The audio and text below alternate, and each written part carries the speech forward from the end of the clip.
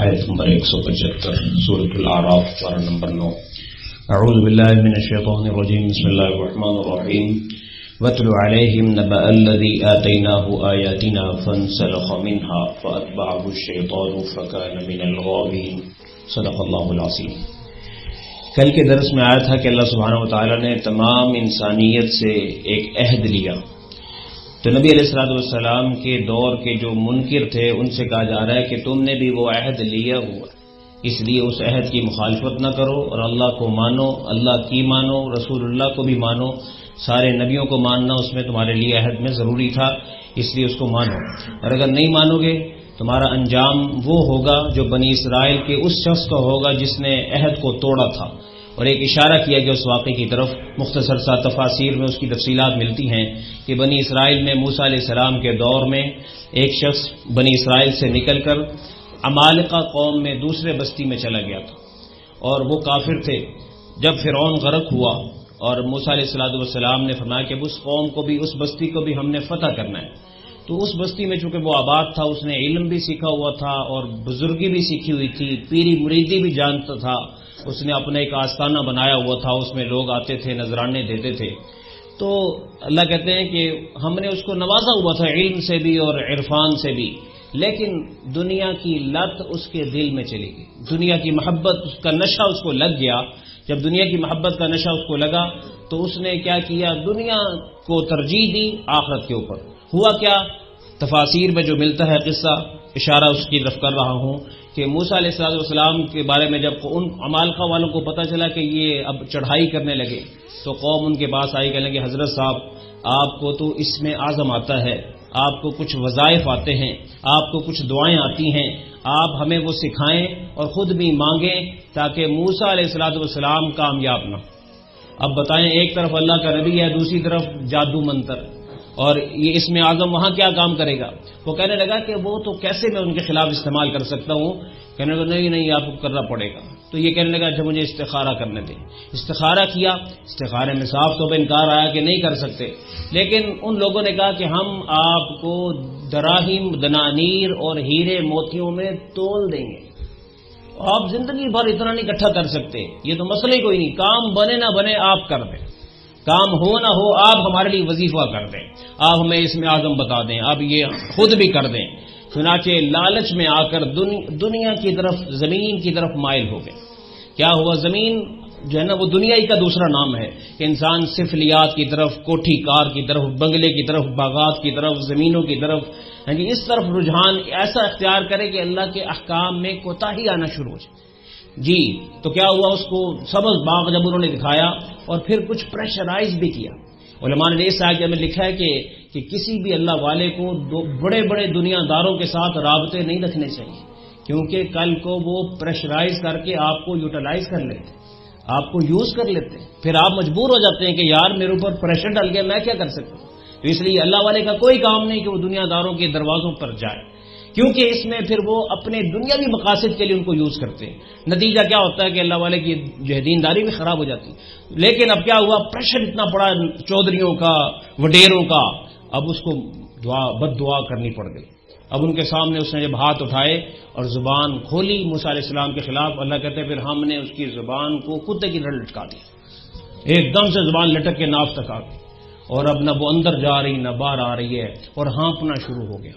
جیسے کتا ہانپتا ہے نا، وہ زبان اس کتے کا نا سانس رکا ہوا ہوتا ہے، باقی جاندار جو ہوتے ہیں وہ ایزیلی سانس اپنا اندر باہر کر لیتے ہیں، لیکن کتے کے مسام نہیں ہوتے، وہ مسام ایسے ہوتے ہیں کہ وہ جلدی سانس کھینچ نہیں سکتا، تو اسے نا زور لگانا پڑتا ہے، جس کی وجہ سے آواز بھی آتی ہے۔ اللہ کہتے ہیں ہم نے اس دیندار ہوتے ہوئے اس کو اپنی قدرتوں کی نشانیاں بھی دیں، لیکن چونکہ دنیا کی طرف مائل ہوا ہم نے پھر اسے کتا بنا دیا۔ اور پھر اس کی مثال ایسے ہی کہ وزن ڈالو گے تب بھی ہانپتا رہے گا، وزن نہیں ڈالو گے تب بھی ہانپتا رہے گا۔ نتیجہ کیا ہوا، بیچارے کی دنیا بھی گئی، آخرت بھی گئی، برباد ہو کے رہ گیا۔ اس کی طرف اشارہ کیا جا رہا ہے۔ جی وَاتْلُ عَلَيْهِمْ نَبَأَ الَّذِي آتَيْنَاهُ آيَاتِنَا، تلاوت کیجیے ان پر، سنائیے حال اس شخص کا، اس کے واقعے کا جس کو ہم نے اپنی قدرتوں کی نشانیاں، آیات کا علم دیا ہوا تھا، آیات دی ہوئی تھیں۔ فَانْسَلَخَ مِنْهَا، وہ ان سے نکل گیا۔ فَأَتْبَعَهُ الشَّيْطَانُ، پھر شیطان اس کے پیچھے لگ گیا۔ فَكَانَ مِنَ الْغَاوِينَ، اور وہ گمراہوں میں سے ہو گیا۔ وَلَوْ شِئْنَا لَرَفَعْنَاهُ بِهَا، اگر ہم چاہتے تو ان آیتوں کی برکت سے اس کو مزید بلندیاں بخشتے، وَلَكِنَّهُ أَخْلَدَ إِلَى الْأَرْضِ، لیکن وہ زمین کی طرف جھک گیا، یعنی دنیا کی طرف جھک گیا۔ ہم لوگ تاجر ہیں، بازاروں میں ہیں، یاد رکھیے کاروبار کرنا کوئی بری بات نہیں، لیکن کاروبار کی پوجا کرنا حرام ہے۔ ہم ایسا نہ کریں کہ بس حلال حرام کی پرواہ کیے بغیر آنے دیں، ایسا نہیں، فرق کرتے ہوئے جو کمائے گا وہ جائز بھی ہے اور اس کا ایمان بھی سلامت رہے گا۔ جیسے شہد ہوتا ہے نا، شہد کو آپ نے جب لینا ہوتا ہے تو بالکل آپ کو دستانے پہننے پڑتے ہیں، کوٹ پہننا پڑتا ہے، ہیلمٹ پہننا پڑتا ہے، پورے اپنے آپ کو پیک کرنا پڑتا ہے، اور آپ پھر شہد کو جا کے لیتے ہیں تو شہد بڑا مفید ہوتا ہے، زندگی میں کام آتا ہے۔ لیکن اگر آپ لاپرواہی سے شہد لینے کے لیے چھتے میں چلے جائیں گے تو آپ اپنی زندگی کھو دیں گے۔ اسی طریقے سے یاد رکھیں یہ مال بھی ایک شہد ہے، اس کو لیتے ہوئے آپ ارد گرد شیطان کی صورت میں شہد کی مکھیاں موجود ہیں، وہ انتظار کرتا ہے کہ کبھی آپ کا دل بے ایمان کر دے، کبھی دھوکہ کے موقع ملے تو دھوکہ دلوا دے، جھوٹ کا موقع ملے جھوٹ بلوا دے، قسم کا موقع ملے قسم دلوا دے، اور یار بعد میں توبہ کر لوں گا۔ اللہ کے نام کی قسم کھا کے زندگی میں بندہ ایک دفعہ بھی نا کاروبار بیچ دے، اللہ موت کے وقت میں ایمان کے ساتھ جانے گے۔ میرے نام کو تو نے مذاق اڑایا، دنیا کی حیثیت کیا، تو نے مجھے دنیا کے مقابلے میں کر دیا۔ اس لیے دوستو کبھی بھی کچھ بھی ہو، ہمارے یہاں نا عجیب رسم ہے، دوسرا کہتا ہے کھا قسم میں مان لوں گا، کیا مطلب؟ وہ آپ کو کہہ رہا ہوتا ہے کہ آپ ایمان پہ نہ مرے، یہ مطلب دوسرے لفظوں میں کہہ رہا ہوتا ہے، اور ہم کہتے ہیں خیر ہے یار قسم میں کھا لیتے۔ جھوٹ اتنا عام ہو چکا، میں نے آپ کو ذکر کیا تھا کہ ایک میاں بیوی کے جھگڑوں میں جھوٹی قسم اس نے کھا لی، اور نتیجہ کیا وہ 1 مہینے کے لیے اس نے بیوی بسا لی دوبارہ، لیکن 1 مہینے میں ہی کینسر ہوا اور پھر 3-4 مہینے کے بعد مر گیا۔ جھوٹی قسم کی سزا اتنی بڑی سخت۔ بیت اللہ میں جا کے شخص نے جھوٹی قسم اٹھائی، گھر بعد میں پہنچا، بندر پہلے بن گیا۔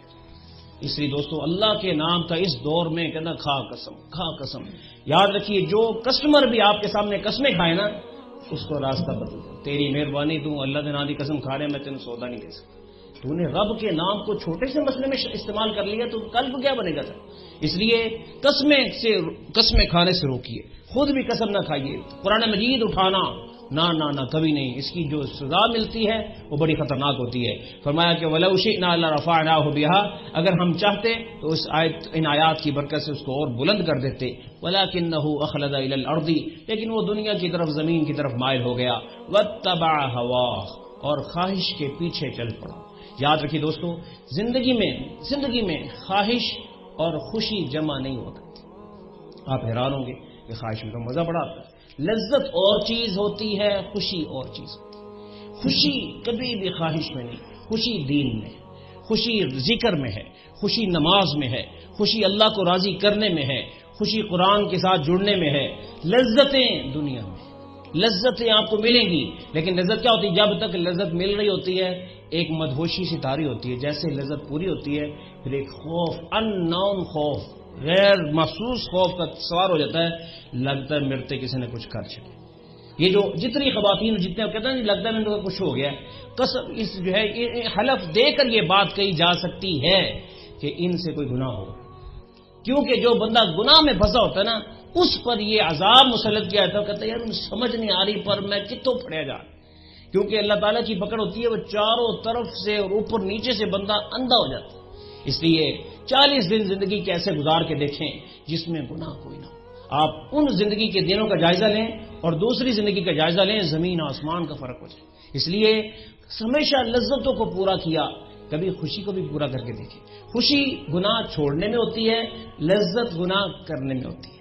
یاد رکھیے اہلیہ، جو بندہ اہلیہ کو دیکھنے کے ساتھ ساتھ اور جگہ بھی منہ مارتا ہے نا اس کو ازدواجی زندگی کی لذت سے بھی محروم کر دیا جاتا ہے، اس کو مزہ نہیں آتا، وہ گھر میں جاتا کہتا کیا ڈین قسم کی پڑی ہوئی مصیبت ہو، اور جس کی نگاہ پاک ہو وہ خدا کر کے خوش ہوتا ہے، شکر ہے گھر آیا ہو، اللہ کی نعمت ہے۔ اس لیے حرام نظر والے کی حلال کی بھی لذت اللہ چھین لیتا ہے، اس لیے کبھی حلال کی لذت لینی ہو تو حرام چھوڑ کے دیکھیے، 40 دن ایسے گزار کے دیکھیے، ذمہ داری کے ساتھ یہ بات کہی جا سکتی ہے کہ پھر اللہ تعالیٰ خوشی بھی دیتے ہیں، سکون بھی دیتے ہیں۔ فما واتبع ہوا، اس نے خواہش کی اتباع کی، فمثلہ کمثل الکلب، اس کی مثال ایسی بن گئی جیسے کہ کتے جیسی ہے، ان تحمل علیہ یلہث، اگر تو اس پر وزن ڈالے تب بھی وہ ہانپے گا، او تترکہ یلہث، اگر تو اسے چھوڑ دے گا تب بھی وہ ہانپتا رہے گا. ذالک مثل القوم، یہ ان لوگوں کی مثال ہے الذین کذبوا بآیاتنا، جنہوں نے ہماری آیات کو جھٹلایا، احکام کو جھٹلایا، فرائض کو چھوڑا، حرام کے اندر اپنے آپ کو پھنسا لیا. فاقصص القصص لعلهم يتفکرون، ان پر ایسے لوگوں کے حالات کو بیان کیجئے، شاید ان کو غور و فکر نصیب ہو جائے اور سچی توبہ نصیب ہو جائے. ساء مثلا القوم، جنہوں نے ہماری آیات کو جھٹلایا ان کی مثال بہت بری ہے. الذین کذبوا بآیاتنا، جنہوں نے ہماری آیات کو جھٹلایا، اور ہماری آیات کو جھٹلا کے کوئی ہمارا نقصان کیا کرے گا؟ وَأَنفُسَهُمْ كَانُوا يَظْلِمُونَ، وہ اپنا ہی نقصان کرتے ہیں. اللہ کہتا ہے میں محتاج نہیں ہوں تمہارا. يُسَبِّحُ لِلَّهِ مَا فِي السَّمَاوَاتِ وَمَا فِي الْأَرْضِ، زمین کی 7ویں زمین سے لے کر 7ویں آسمان تک، اے انسانوں کائنات میری ذکر اور میری تسبیح میں لگی ہوئی ہے. 6 فٹ کے انسان اگر تو ناشکری بھی کرے گا تو میرا کیا بگاڑنے. سبح للہ ما فی السماوات وما فی الارض، سارے آسمان و زمین والے میری تسبیحات میں لگے ہوئے ہیں. انسان میں تیرا محتاج نہیں ہوں. کبھی بھی اس وجہ سے نماز پہ مت آنا یار اللہ تعالیٰ کا نقصان والے، وہ اللہ کا کوئی نقصان نہیں، اپنا ہی نقصان. یہ تو اصل میں بونس دینے کے لیے ایک بہانہ ہے. تیرا کوئی سجدہ کبھی مجھے پسند آ گیا، تو ٹکر مارتا ہے جو بھی کرتا ہے، لیکن کبھی مجھے تیرا سجدہ پسند آیا، میں فرشتوں سے کہوں گا کہ اس کا فلاں سجدہ مجھے ایک پسند آیا ہے، اس کے صدقے میں زندگی کے باقی سجدے بھی قبول کر. تو اس لیے یاد رکھیں بزرگان دین کا یہ بہت خوبصورت جملہ ہے ملفوظ کہ ہر سجدے کو پیارا بنانے کی کوشش کریں. پتہ نہیں اگر یہ قبول ہوا تو پچھلے بھی قبول ہو جائے. اس لیے ہر سجدے کو خوبصورت بناؤ. جب بھی بے شک اس کے لیے ضروری نہیں کہ آپ 21 دفعہ سبحان ربی الاعلیٰ پڑھیں، نہیں 3 دفعہ ہی پڑھیں، لیکن ٹھہر ٹھہر کے پڑھیں، محبت سے پڑھیں. سبحان پاک ہے ربی، میرا پالنے والا، الاعلیٰ اعلیٰ شان والا. دل بھی کہے وہ اعلیٰ، دل بھی کہے وہ سبحان ہے، دل بھی کہے وہ رب ہے. میری دکان رب نہیں ہے، میرا پیسہ رب نہیں ہے، میرا کاروبار یہ تو اس نے مجھے صحت دی ہوئی ہے، صحت بھی اسی کی دی ہوئی ہے. مگر دماغ چل جائے بندہ بجائے نفع کے نقصان والے سودے کرنا شروع کر دے. جی تو اس لیے مسجد میں آتے ہیں، بے شک 4 سنتیں آپ 3-4 منٹ میں پڑھ لیتے ہیں. میں کبھی یہ تو نہیں کہوں گا کہ آپ 10 منٹ کی کر دیں، کیونکہ آپ کے پاس دکان کے لیے ٹائم تھوڑا ہوتا ہے. لیکن آپ سے یہ کہوں گا بے شک شارٹ نماز پڑھیں، لیکن کوشش کریں کہ اس میں دنیا نہ ہو، اس میں عظمت خدا بندی شامل ہو.